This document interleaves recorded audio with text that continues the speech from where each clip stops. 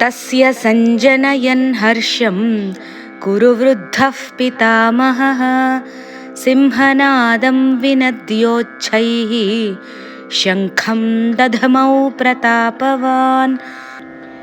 దుర్యోధనుడి యొక్క ద్వంద్వార్థాలు, మానసిక కల్లోలాలు ద్రోణాచార్యుడికి, భీష్మ పితామహుడికి కూడా అర్థమయ్యాయి. ఈ దుర్యోధనుడి డోలాయమాన వాక్యాలను విన్న భీష్ముడు దుర్యోధనుడికి సంతోషం కలిగించేందుకోసం సైన్యాలకు ఉత్తేజం కలిగేలాగా పెద్ద సింహనాదం చేసి తన శంఖాన్ని గట్టిగా పూరించాడు. తతః శంఖాశ్చ భేర్యశ్చ పణవానక గోముఖాః సహసైవాభ్యహన్యంత సశబ్దస్తు ములోభవత్.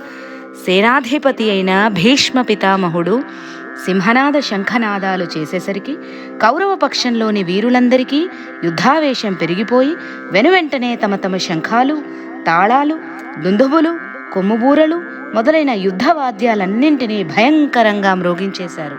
దాంతో అక్కడ మహోగ్రమైన ధ్వని పెల్లువికింది.